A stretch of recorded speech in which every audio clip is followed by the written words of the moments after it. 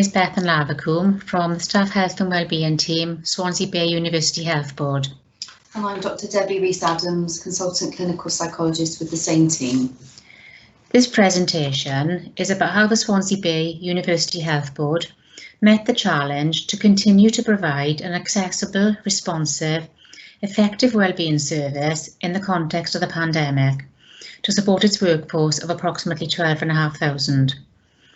Everyone working in the health board has been affected in some way by the pandemic, whether working in frontline services, working from home, deployed to unfamiliar areas, newly recruited or shielding, all of which have implications for individuals' physical and mental well-being.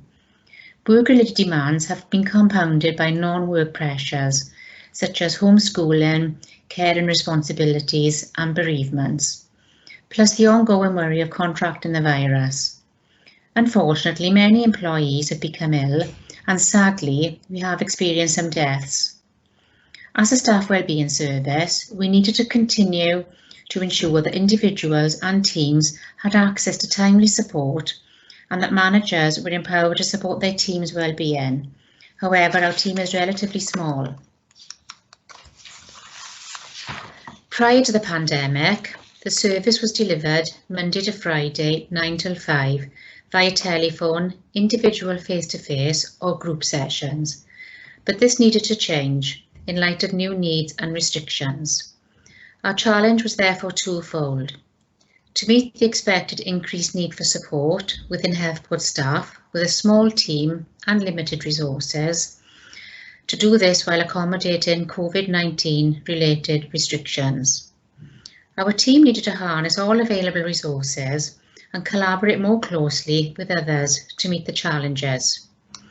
A steering group made up of senior managers from staff wellbeing, counselling, psychology, chaplaincy, learning development and service improvement was established to re-engineer the wellbeing services. Multidisciplinary task and finish groups were implemented, led by the most appropriate person, regardless of grade or profession, which enabled leadership skills to be utilised and developed. We have also worked with external agencies to obtain and exchange information to help shape developments, including Time to Change Wales, Public Health Wales, NHS People, the Bethan Commission and other NHS Wales organisations. So what did we do? Joint working arrangements were established within a week from the start of lockdown, which allowed extended service delivery from 7 AM to 9 PM, 7 days a week. We moved to a more efficient 1+1 model in which everyone accessing the service received a listening ear telephone appointment plus one follow-up if needed. This involved the inclusion of staff from other arms of the Workforce and OD Directorate, such as Learning and Development staff and those in the coaching network, and training them in risk assessment and brief clinical skills as call handlers, and the establishment of a second and third tier of senior clinical cover throughout the shifts. Our therapists and counsellors worked together to develop clinical pathways for cases of trauma and bereavement, ensuring that this specialist support would be received when needed. Colleagues from the Clinical Health Psychology and Mental Health Psychology departments helped to provide wellbeing support for whole teams across the health board on site, and developed a 12-week mindfulness programme which staff can access via our intranet and social media feeds. So the benefits of this have been many. We've been able to flex and respond in an immediate way to unfolding circumstances, such as supporting senior managers and ward staff in the ward environment during the loss of colleagues. This approach was valued by staff for being non-intrusive yet supportive, and gave staff the opportunity to consider how to continue best looking after themselves during multiple challenges. Individual staff members have had access to a wider range of health professionals than they did previously, and a wider range of resources, for instance via our intranet and social media feeds, in addition to the normal service.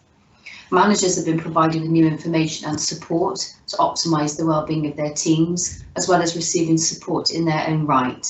Staff have been able to access wellbeing interventions, which has facilitated improved peer support and helped them to process shared experiences together. Our extended multidisciplinary team had a collective goal of maintaining the wellbeing of health board staff which has generated a sense of shared purpose and camaraderie that we expect to be long-lasting, which will enable more efficient joint working and reduce the duplication of effort in future. Our links with health board networks have become stronger. Our team members have quickly acquired a range of new skills, especially in relation to information and communications technology, which will mean that the options for future service delivery are now expanded, with several changes being here to stay. And in terms of the resources, as many were developed in-house during this collaboration, so we had things such as the Face COVID information, various wellbeing leaflets and posters, 12 weeks of mindfulness, and many others from reputable agencies which were shared, collated and promoted, such as Silver Cloud, Cruise, Health for Health Professionals, Able Futures and the Samaritans. To make these changes, we have liaised with numerous colleagues in addition to those already mentioned above. These include human resources and trade unions to update them and gain feedback about wider organisational developments, information governance to ensure new developments are GDPR compliant, the IT department who facilitated home working and the transition to remote delivery, health board managers to gauge needs within localities and help implement developments, the library service who conducted literature searches to ensure our interventions remained evidence-based, and the arts and health team who have worked with us on social media wellbeing campaigns, plus the health board charity in relation to regarding the availability of funds. It was also apparent that our own team members would themselves need extra support. In particular, they were likely to need augmented clinical supervision while working alone at home without the immediate support of peers and managers. The frequency of such supervision and team meetings were increased, as well as opportunities provided for brief social catch-ups such as remote tea breaks. This enhanced multidisciplinary working has perfectly exemplified our health board's values: caring for each other, working together, always improving. Our shared mission was to care for our colleagues across the health board, and we achieved it by working together, sharing expertise and resources, the legacy of which will be improved collaboration long term and an improved service for our staff.